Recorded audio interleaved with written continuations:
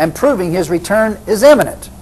Things such as a general decline in morality, a widespread decline in religious faith, a prevalence of a naturalistic evolutionary philosophy and science, a rebellious attitude of most of the younger generation, conflict between the prosperous and the poor, a rapid rise of anti-Christian leaders and philosophers, infiltration of false teachers and leaders into Christian churches, successive world wars, increasing upheavals such as earthquakes, and a widespread fear and confusion regarding the world's future."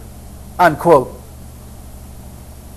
This list of events that are to precede the arrival of Jesus is constantly trotted out by Christian propagandists.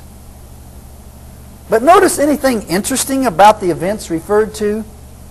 Except for the first, every sign mentioned has been applicable to every period in history. When have there not been wars and rumors of wars?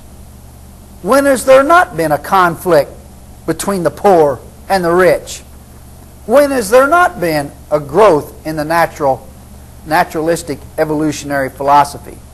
The entire history of man has been marked by an evolutionary trend away from religion and superstition and towards science and reason. And when has there not been widespread confusion regarding the world's future? As far as a decline in morality is concerned, it's never been very high from the beginning.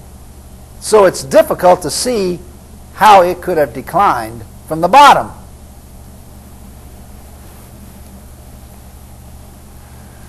There's also a fourth major problem with the alleged second coming. Jesus and his cohorts repeatedly stated that the second coming was just around the corner. In Matthew 10:7 he said, quote, "The kingdom of heaven is at hand." In Hebrews 10:37 Paul said, "For yet a little while, and he that will come shall come and will not tarry." In James 5:8 James said, "Be ye also patient, for the coming of the Lord draws nigh." In 1 Peter 4:7 Peter said, "But the end of all things is at hand." And in Revelation, Jesus repeatedly said, "Behold, I come quickly." Any fair observer, anybody who's objective, must concede that the failure of anything to arrive after 2,000 years does not constitute quickly by any stretch of the imagination, regardless of what 2 Peter 3:8 says. The prophecy collapsed. And on top of everything else, several statements by Jesus himself regarding Old Testament messianic prophecies and his second coming are false, as subsequent programs will prove. In John 5:46 he said, quote, "Had ye believed Moses, you would have believed me, for he wrote of me." No, he didn't. In John 5:39 he said, quote, "Search the scriptures. They are they which testify of me." No, they don't. And in Luke 24:44 he said, quote, "All things must be fulfilled which were written in the law of Moses and in the prophets and in the Psalms concerning me." Moses, the prophets, and Psalms never wrote about Jesus, as subsequent programs will show. So having noted that, 1, the second coming has no biblical basis. 2, Jesus did not bring about the world of peace, love, and brotherhood that was to accompany the Messiah's arrival. 3, the events that are to precede the Messiah's arrival are far too common to designate any particular period. 4, Jesus did not return in the short time predicted.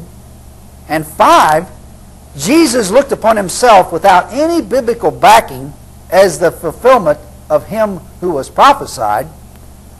The task now becomes one of analyzing the prophecies themselves in order to expose the extent to which they do not apply to him.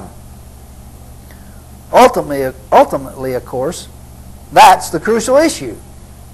Does Jesus fulfill the Old Testament prophecies? And if so, to what extent? Upon that question rests the entire superstructure of Jesus' messianic credentials.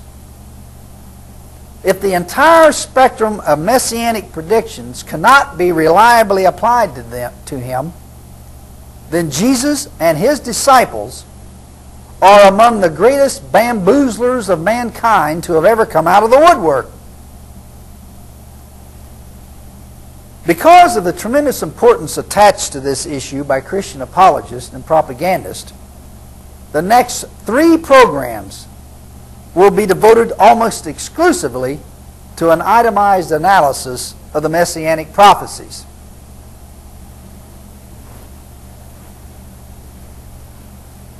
Before concluding today, we'd like to revisit the concept of Pascal's wager that was discussed in the prior program and follow that up with a letter from one of our subscribers.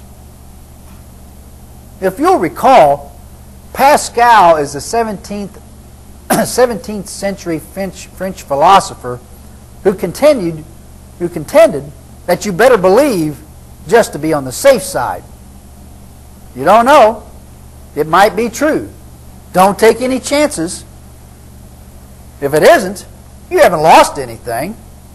And if it's true, you've gained everything. So why not believe and play it safe? Unfortunately, Pascal failed to mention a major problem with his theory.